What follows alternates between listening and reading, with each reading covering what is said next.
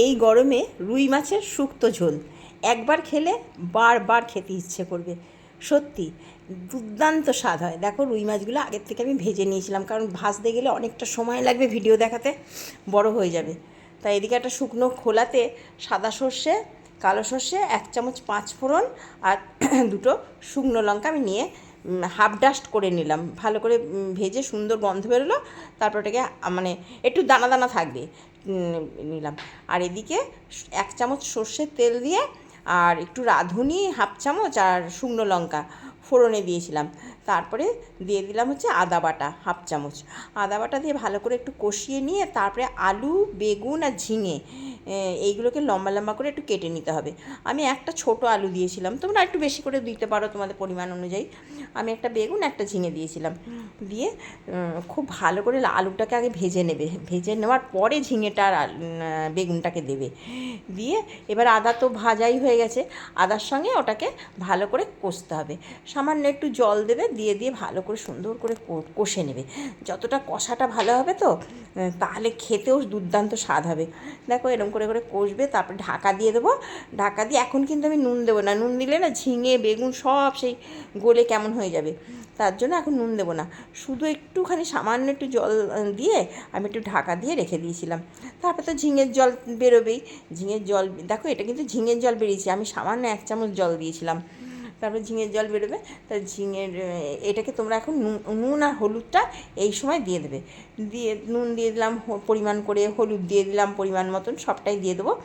দিয়ে লঙ্কার গুঁড়ো তোমরা চাইলে যদি বেশি ঝাল খাও তাহলে এখন লঙ্কার গুঁড়ো দেবে। আমি আর লঙ্কার গুঁড়ো খুব একটা দেবো না, কারণ হচ্ছে আমি খুব একটা বেশি ঝাল খাই না, তো তাই জন্য লঙ্কার গুঁড়ো এখন আর দেবো না। দেখো ভালো করে কষিয়ে নিলাম। আর এদিকে একটা বাটির মধ্যে গোবিন্দভোগের চাল, যে কোনো চালের গুঁড়ো নিলেই হবে। আমার কাছে গোবিন্দভোগের চালের গুঁড়ো ছিল, করেছিলাম সেইটা একটুখানি সামান্য জল দিয়ে ভালো করে, যাতে না লাম্প হয়ে যায় সেই জন্য একটু ভালো করে গুলে রেডি করে রাখলাম। এটা লাগবে। আর এই দেখো ভাজা মশলাটা রেডি হয়ে গেছে, গুঁড়ো করে ঠান্ডা হওয়ার পরে গুঁড়ো করে নিয়েছি। তারপরে এই মশলাটাও আমার খুব লাগবেই তোমার এই মশলাটা দিতে। তারপরে এদিকে দেখো সমস্ত দেখলাম যে আলু টালু সেদ্ধ হয়েছে নাকি, দিয়ে ভালো করে কষিয়ে নিয়ে ঢাকনাটা ঢাকা দিয়ে দিয়ে করবে এটা। এইবার এই টাইমেই ওই যে গোবিন্দভোগের চালের যে গুলে রেখে দিয়েছিলাম গুঁড়োটা, সেটা দিয়ে দিলাম। আর হাফ কাপ মতো দুধ দিয়ে দিলাম। দুধটা কিন্তু দেবে, তাহলে স্বাদ হবে ভালো। খুব কিন্তু বেশি মশলাপাতি কিছু লাগে না, ওই আদা বাটাটাই। আর এদিকে ওই যে গুঁড়ো মশলা যেটা বানালাম, এখানে একটু চিনি দেবে, যেহেতু শুক্তো তো সামান্য একটু চিনি দিলে খেতে ভালো লাগবে, কিন্তু তেতো ভাব কিন্তু হবে না, কিন্তু খুব সুন্দর শুক্তোর মতন একটা টেস্ট আসবে। দেখো এই টাইমে ভাজা মশলাটা দিয়ে দিলাম, দেখলাম যে সমস্ত গলে গেছে আমার। আর আমি যতটা ঝোল রাখবো মোটামুটি তার একটু দেখে নিলাম, নিয়ে এখানে নুন টুনগুলো এই টাইমে টেস্ট করে নেবে। তারপরে দিয়ে দিলাম ওই দুধটা। দুধ দেওয়ার পরে তারপরে এবার একটু ফুটলো, তার সাথে সাথে মাছগুলোও দিয়ে দিলাম। মাছগুলো তো ভাজাই ছিল, দিয়ে দিলাম। দিয়ে এবার ঢাকা দিয়ে রেখে দেবো। ঢাকা দিয়ে রেখে দিলে ব্যাস, তুমি দেখো কি বেশিক্ষণ সময়ই লাগবে না। দেখো খুব সুন্দর একটা গন্ধ বেরোবে যেই খুলবে। দেখো মিনিট 5 মতন আমি এই মাছটা দেওয়ার পরে মিনিট 5 ঢাকা দিয়ে রেখেছিলাম মিডিয়াম আঁচে। এইখানে একটুখানি কিন্তু ঘি দিও, ঘি দিতে দিতে যেন ভুলো না। আমি এখানে 1 চামচ ঘি দিয়ে দিয়েছিলাম।